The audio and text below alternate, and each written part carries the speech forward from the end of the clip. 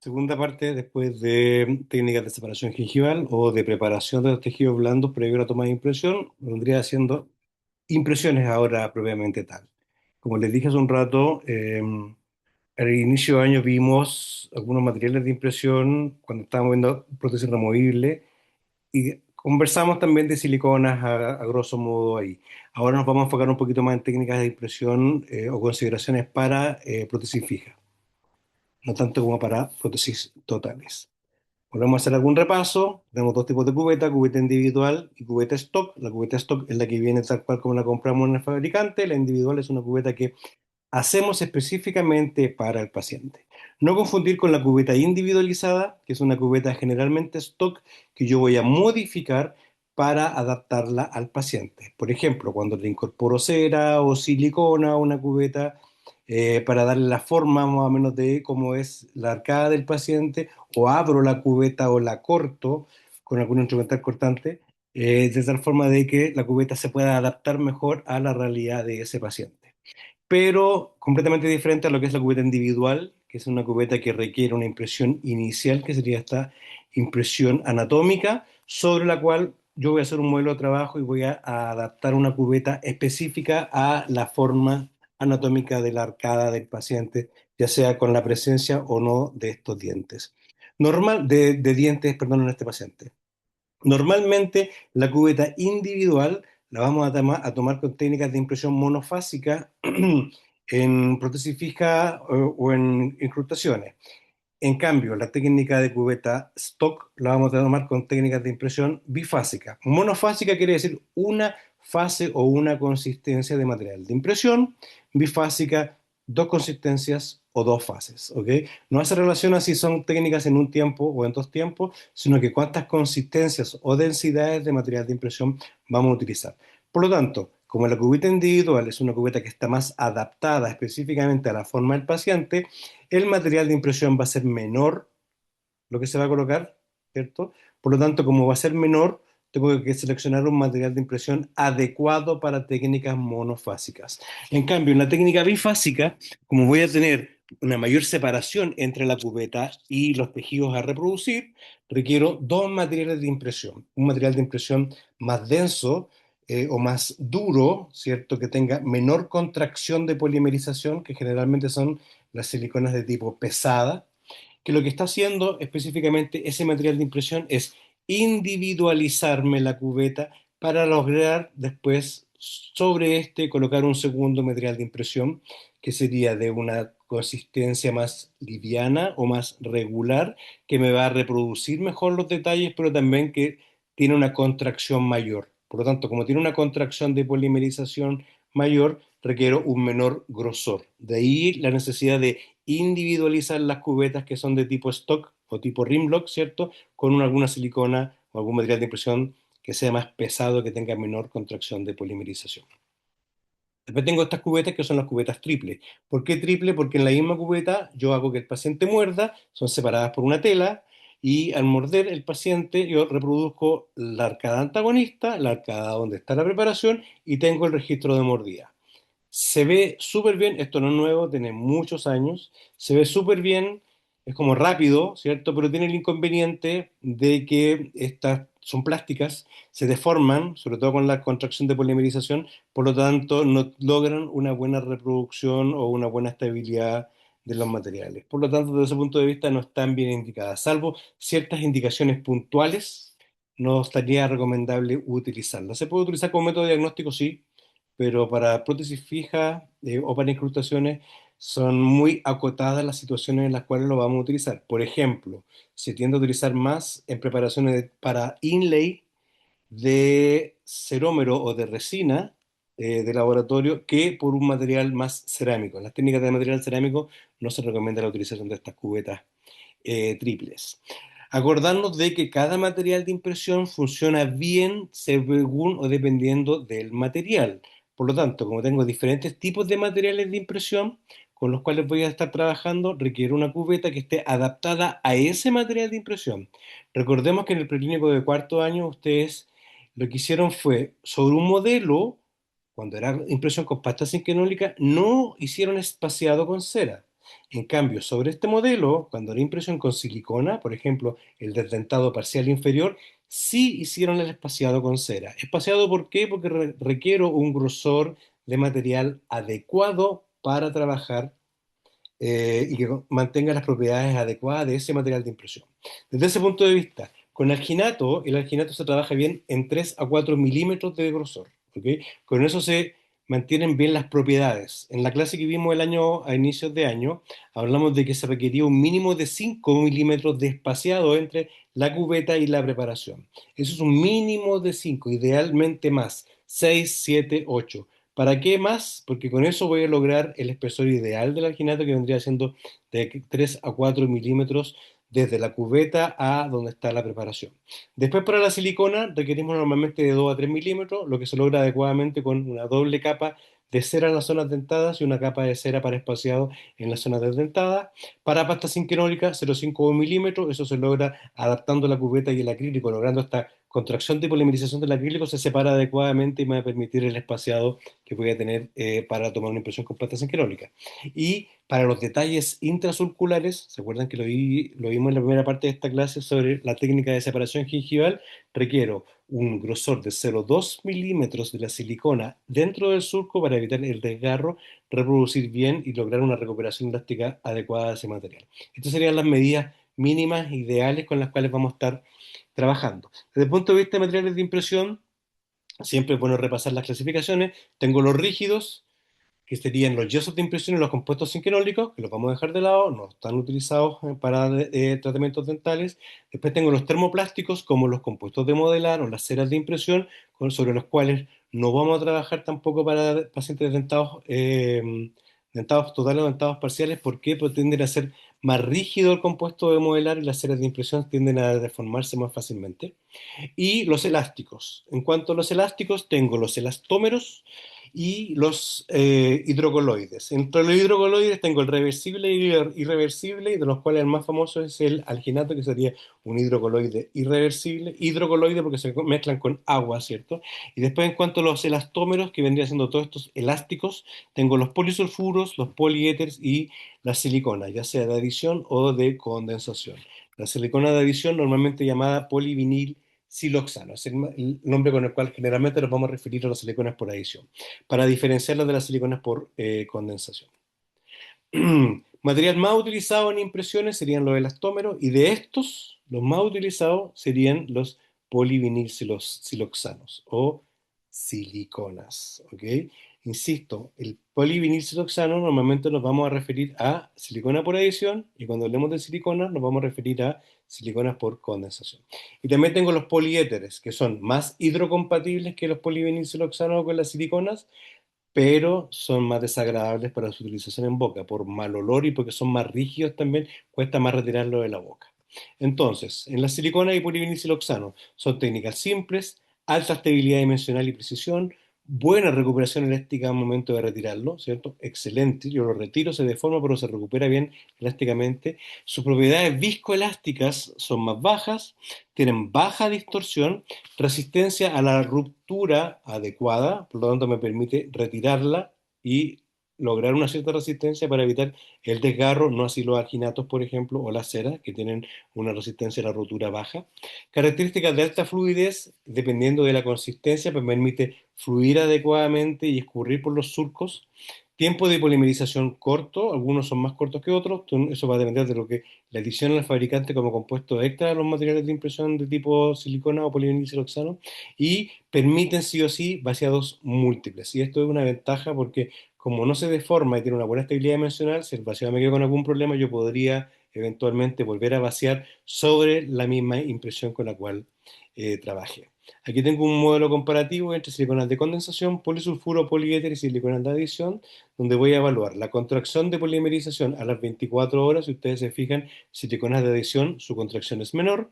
Recuperación elástica tiene cerca de un 100%, 99,8%, por lo tanto, mejor recuperación elástica que el resto de los materiales, y su flexibilidad me va a permitir adecuadamente trabajar sin ningún problema, ¿ok? Si bien existen materiales que tienen características más o menos similares, costo-beneficio, la silicona de adición tiene muy buena exactitud y muy buena recuperación elástica, por lo tanto, Como su contracción es baja, me permite trabajar muy bien y muy precisamente para técnicas indirectas. Desde ese punto de vista, es el material de impresión. Pero si yo quiero, por ejemplo, trabajar sobre prótesis removible, no requiere un material que reproduzca tanto, reproducción de detalle, ¿cierto? Y cuya recuperación elástica sea tan alta, por lo tanto, podría trabajar con las siliconas por condensación, que dicho sea de paso aparte, son más eh, baratas que las siliconas de adición. Por lo tanto, para prótesis removible trabajo con siliconas de condensación, para métodos indirectos normalmente siliconas por adición. ¿Ok? Las siliconas por adición vamos a utilizar dos consistencias si trabajamos técnica bifásica, una consistencia si trabajamos técnica monofásica. Cuando trabajamos de una consistencia, normalmente va a ser consistencia mediana o la consistencia regular. Cuando trabajamos con dos consistencias, puede ser, dependiendo de la técnica, consistencia pesada o putty o heavy más liviana o pesada o putty o heavy más mediana o también puede ser la super liviana. De eso va a depender de la técnica con la cual vamos a trabajar. Entonces, material de consistencia pesada permite, como les decía hace un rato, individualizar la cubeta en el primer paso o en la primera técnica, ¿cierto?, de impresión, ocupa la mayor parte del volumen de la impresión y le da estabilidad dimensional. ¿Por qué? Porque tiene menor contracción de polimerización. ¿Ok? Material de consistencia fluida tiene una mejor, escurre mejor por los tejidos, por lo tanto, reproduce muy bien todos los detalles.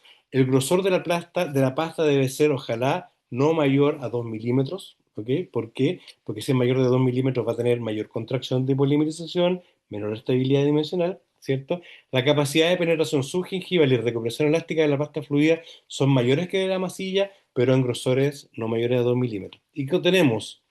Consistencia regular, fluida, superfluida. ¿Ok? Estas son las consistencias de la más débil. La regular normalmente la utilizada para técnica de impresión, ya sea con cubeta individual o técnica de impresión en dos materiales, con dos materiales, pero en un paso.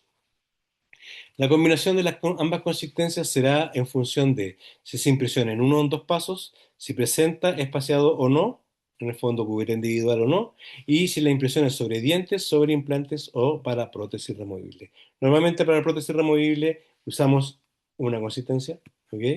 Normalmente en algunas eventualidades vamos a utilizar dos. Para implantes, si es cubierta individual, que es lo que generalmente hacemos, vamos a usar una consistencia. Y sobre dientes, si es con cubeta individual, una consistencia, si es con cubeta stock o rimlock, dos consistencias.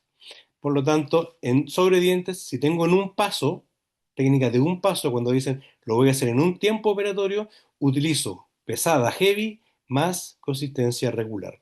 ¿Por qué? Porque la pesada no va a hacer que escurra tanto la liviana, sino que la regular, como es más densa, va a escurrir menos y me va a poder lograr una buena reproducción de detalle. ¿Utilizada cuando? Material normalmente en base a resinas, por ejemplo, trabajar con incrustaciones de cerómero. Y en dos pasos voy a utilizar con espaciado y sin espaciado. Y en ambos casos voy a utilizar una consistencia pesada para individualizar la cubeta y sobre esta voy a colocar una liviana o extra light como segundo paso. ¿Ok? Con espaciado, sin espaciar, me va a quedar así con dos tiempos.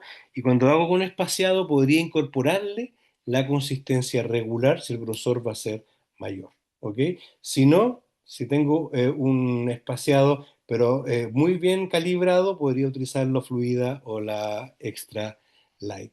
En cambio, cuando hacen un espaciado y sacan un gran grosor de silicona pesada, se aconseja mejor tomar la segunda fase con consistencia regular, pero de silicona de adición. Aquí tenemos cómo se ven las dos técnicas con espaciado y sin espaciado.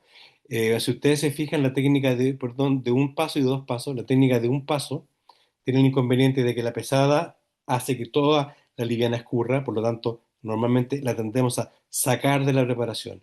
Y lo que tenemos que adecuarnos o percatarnos cuando tomamos la impresión es que en la preparación que me interesa exista silicona liviana porque es la que me va a reproducir los detalles. No me interesa la silicona liviana en el fondo de vestíbulo o en el paladar, me interesa en la preparación. Entonces, si cuando uno tiene que ver si la impresión está bien, tiene que ver si la silicona liviana está completamente donde está la preparación. Y si está ahí completamente donde está la preparación y no se ve la silicona pesada, podríamos decir que la técnica está adecuada. Y eso se logra mucho mejor en dos pasos, ¿ok? que puede ser con espaciado o sin espaciado, pero en dos pasos es donde se logra la mejor preparación. Hay una técnica de impresión que es muy buena, muy recomendable. No tengo fotos de esta técnica de impresión, pero se las recomiendo sobre todo para métodos indirectos de tipo Corona, que sería una técnica con una cubetilla, una donde yo voy a utilizar liviana y pesada. Primero hago una cubetilla con silicona pesada, ¿ok? Por ejemplo, sobre el modelo y eso, sobre la boca del paciente, agarro silicona pesada y hago como si fuese a hacer una guía, ¿cierto? Una guía de desgaste, la típica guía que ustedes hacen con silicona. Esa guía de desgaste o esa guía la voy a desgastar hasta dejarla solamente rodeando la preparación o rodeando el diente sobre el cual voy a trabajar y le voy a colocar silicona fluida. Sería como una guía sin desgaste, ¿cierto? En dos tiempos o en tres tiempos, pero sin desgaste. Sería tres tiempos, ¿por qué? Porque primero hago mi cubetilla en silicona, la recorto, la adapto, le coloco silicona liviana, presiono y aprieto sobre la preparación, ¿ok? Hasta que polimerice esa silicona y sobre esta le coloco la cubeta con el resto de la silicona pesada y voy a retirarla.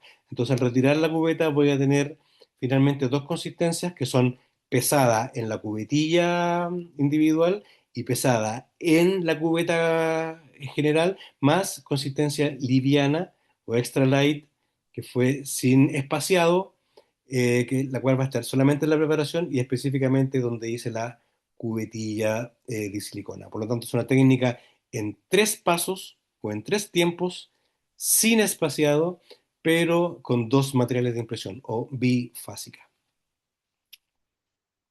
Recordar, siliconas son viscoelásticas, por lo tanto no recuperan la forma original inmediatamente ni completamente, ¿ok? Desde ese punto de vista tengo que esperar un poquito que se produzca la recuperación elástica una vez que retiro la impresión y debo lavarla y limpiar la impresión porque viene contaminada muchas veces con restos de fluido, con restos de sangre, con saliva, con restos de comida, entonces tengo que desinfectarla y lavarla adecuadamente. Las siliconas no son hidrofílicas, son hidrofóbicas, por lo tanto, si hay humedad no se va a reproducir bien la zona y voy a tener zonas que son irregulares. Entonces, la técnica sería, coloco el hilo, según la técnica como lo vimos en la primera parte de esta clase, lavo, limpio, seco y coloco la silicona. ¿Ok? Una vez que coloco la silicona, tomo la impresión. Siempre se recomienda colocar la silicona en la cubeta y de ahí llevarla a boca. Muchos fabricantes no recomiendan colocar la silicona en boca. ¿Por qué? Porque la temperatura de la boca va a permitir un aumento en la polimerización o que se acelere la fase de polimerización en la boca y cuando uno lleva la cubeta no logra escurrir adecuadamente. Así que si usted lo quiere colocar la silicona en boca, porque su docente se lo recomendó, porque usted quiere, porque le gusta la técnica, recomendación, primero coloca la cubeta, perdón, la silicona en la cubeta y cuando esté lista en la cubeta, va a la boca, coloca en la cubeta y rápidamente agarra la cubeta, perdón, va a boca, coloca la silicona sobre la preparación y rápidamente agarra la cubeta y la lleva a boca para impresionar los tejidos. ¿Ok? Se saca el hilo, yo recomiendo, como les dije, si está seco, se humecta, se seca y después se coloca la silicona. Si el hilo está impregnado con algún material, se retira, se lava, se seca y se coloca la silicona. ¿Ok? Si por algún motivo cuando retiran la impresión el hilo sale en la impresión como se ve en esta imagen, usted no lo retire, lo manda tal cual y que el laboratorio sea el que lo va a retirar. Porque cuando ustedes lo retiran, pues es posible que si la silicona está muy delgada se desgarre y va a alterar la forma de la preparación. ¿Ok? Entonces, como les decía, retiramos, secamos o lavamos, dependiendo si está impregnado o no, y vamos a ir inyectando. En este caso, si ustedes se fijan, el error que hubo es que no se está secando la preparación o lavando, ¿ok? Pero si no se utilizó ninguna solución química, es posible sacarlo y si la preparación está seca, no hay humedad, ni sangramiento, ni nada, es posible inyectar adecuadamente la silicona. Si el hilo es un hilo de buena calidad. Recuerden que yo les hablé de que habían hilos que producían hilachas y quedaban como cuerpo extraño, ¿cierto? Que son específicamente los hilos trenzados. Si uso un hilo tejido de buena calidad y me aseguro de que no deja residuos, es posible hacer esta técnica que están viendo acá. Si no, se recomienda lavar, secar limpiar para sacar cualquier compuesto extraño y después aplicar la silicona. Previo a esto, deberíamos haber cargado la cubeta con el material de impresión, ¿cierto? ¿Por qué? Porque como les dije, esta silicona que está en boca ya empieza a polimerizar. Si ustedes se fijan, la cubeta ya venía cargada. Técnica fácil de trabajar cuando trabajo con dos manos, perdón, con cuatro manos o incluso con seis manos. En el fondo, alguien que cargue la cubeta, si es cuatro manos, y si es seis manos, alguien que esté ayudándome en boca con con la jeringa para estar secando y con el eyector para estar también aspirando residuos o restos. ¿Ok? Lo que les decía, siempre poner la cubeta, el material de impresión, siempre primero en boca. ¿Ok? En principio no es necesario colocar fluido en la boca según lo que indican los fabricantes, pero cuando se hace se recomienda realizarlo fuera de. Si no tenemos esto, doble fase. ¿Por qué? Porque el material empezó a polimerizar y ustedes colocaron el segundo material de impresión y como no escurre adecuadamente porque empezó a polimerizar, se va a producir esta doble fase o doble sobreimpresión.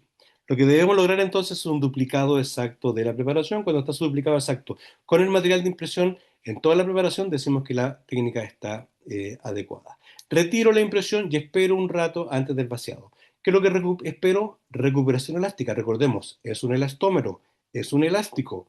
Cuando yo lo retiro y se deforma, tengo que esperar que se recupere la deformación de este material y eso el fabricante indica que entre 6 a 10 minutos ya debería estar más o menos listo. ¿Ok?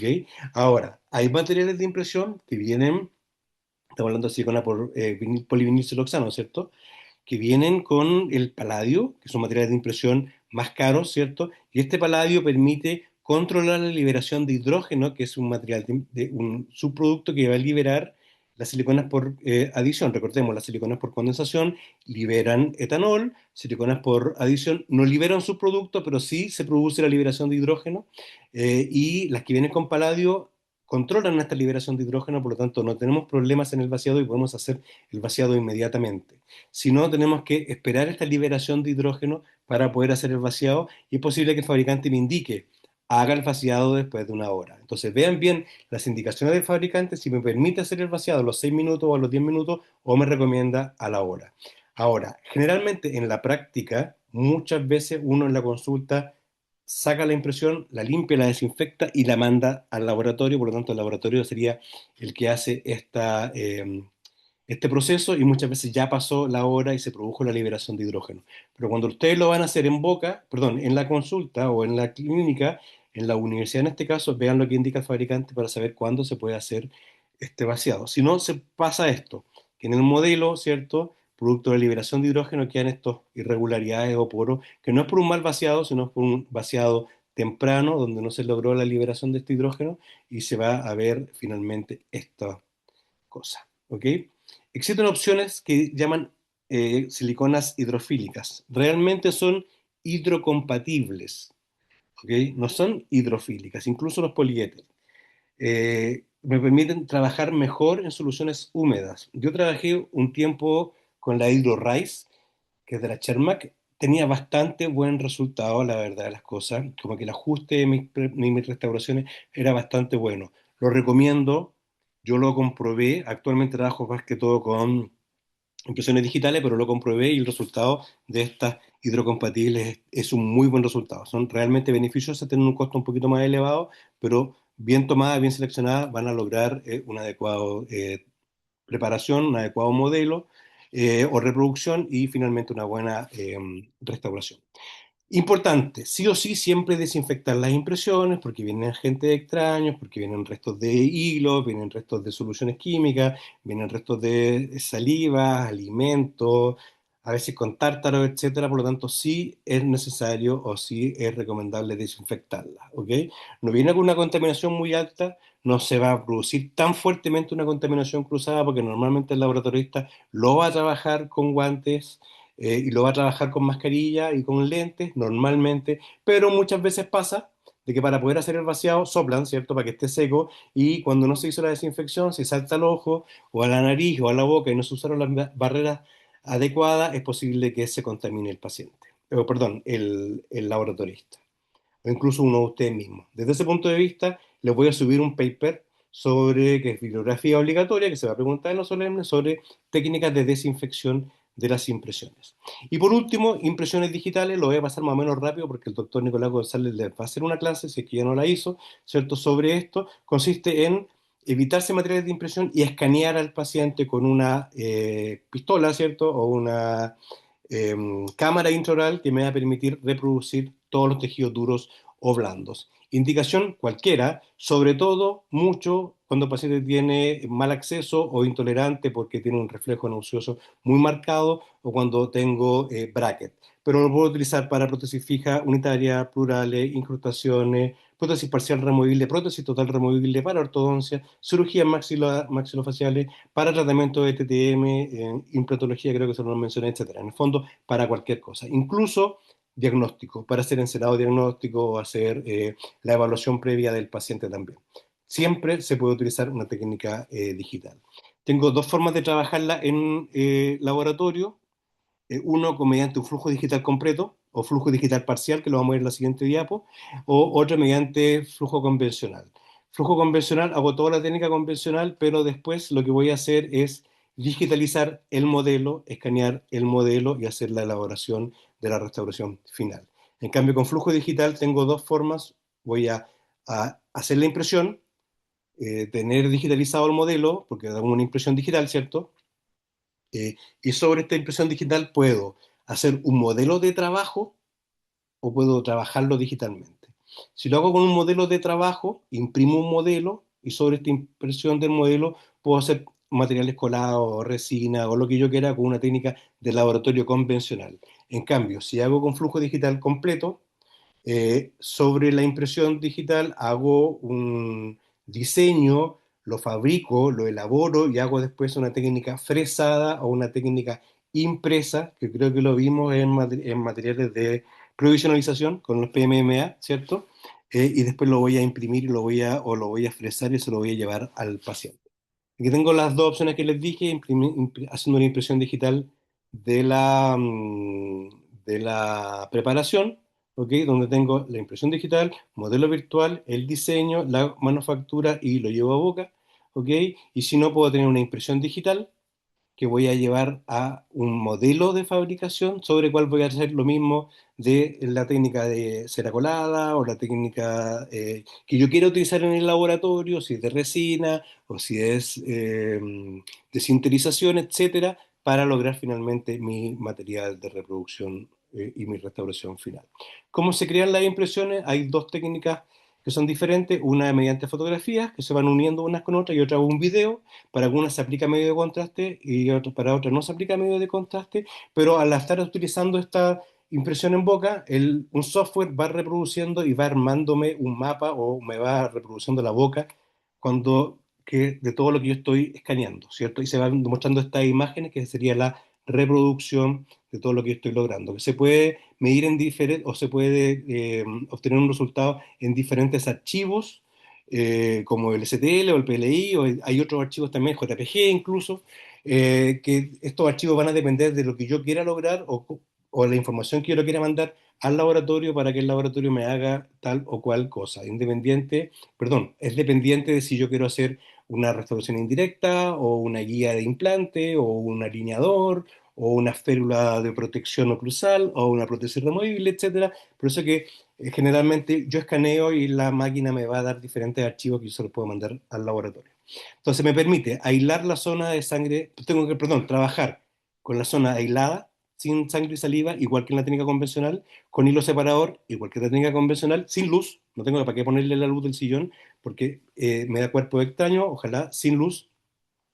En algunos casos aplico un medio de contraste, escaneo toda la zona, toda la boca. Algunos de ustedes han escaneado según el fabricante, algunos se demoran 30 segundos, algunos de ustedes han escaneado y se dan cuenta que se demoran 15, 20, incluso media hora para poder escanear, ¿ok? Pero tiene cosas bastante buenas. Uno escanea la preparación, escanea al antagonista y después escanea un registro mordida del paciente y se hace un match en el sistema y el match del sistema me va a permitir reproducir la mordida del paciente. En este caso estamos viendo cómo se van, si ustedes se fijan, se va escaneando y ahí se va reproduciendo la zona en la cual estoy trabajando, ¿cierto? Reproducir bien todas las caras vestibulares, palatinas, oclusales, etcétera. Una vez que se terminó eso, paso al arcada antagonista y después paso a la imagen del registro de mordida. Y cuando está todo listo eso, lo reviso, me aseguro de que esté todo bien y se lo puedo mandar al laboratorio o puedo hacer yo directamente el diseño de la restauración con la cual voy a estar trabajando.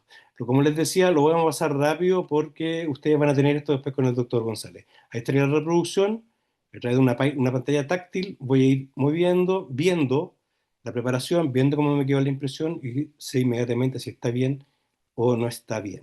¿Ok? La técnica tradicional es un procedimiento engorroso por la acumulación de muchos errores, por ejemplo, mala selección de la cubeta, tamaño o el tipo de cubeta, aplicación inadecuada al sistema adhesivo o no se utilizó, mal control de la hemorragia o de la humedad, separación inadecuada de los tejidos blandos, limitación en el material de impresión por la fluidez y por la humedad, corto tiempo de trabajo, movimiento del paciente cuando están tomando la impresión o mala posición de ustedes cuando tomaron la impresión, desgarro al retirarla o deformación al retirarla, estabilidad dimensional del material de impresión que inadecuado o que no lo supieron manejar, no hicieron el procedimiento como correspondía, protocolo de desinfección que requiere no se hizo o se hizo mal, y existe mucha humedad y puede producirse una alteración incluso en el vaciado, ¿ok? O en el transporte del vaciado o en el proceso como se hizo todo el trabajo de vaciado. Por lo tanto, las impresiones digitales tienen muchas más ventajas que las impresiones convencionales. No obstante eso, se siguen usando impresiones convencionales porque su resultado es bastante bueno. Pero la fiabilidad de ambas es buena, pero tiene ventaja la digital en comparación a la convencional. Si ustedes se fijan en este estudio, más del 89% de las impresiones enviadas al laboratorio presentaron algún tipo de falla, ¿ok? La impresión en sí. Y el sangrado se asocia con mayor frecuencia a impresiones inadecuadas. Ventajas que tiene tomar una impresión digital es que yo puedo ver inmediatamente cómo está la preparación, no necesito enviarla al laboratorio, por lo tanto puedo modificar la preparación y después puedo reimpresionar solamente la zona en cuestión.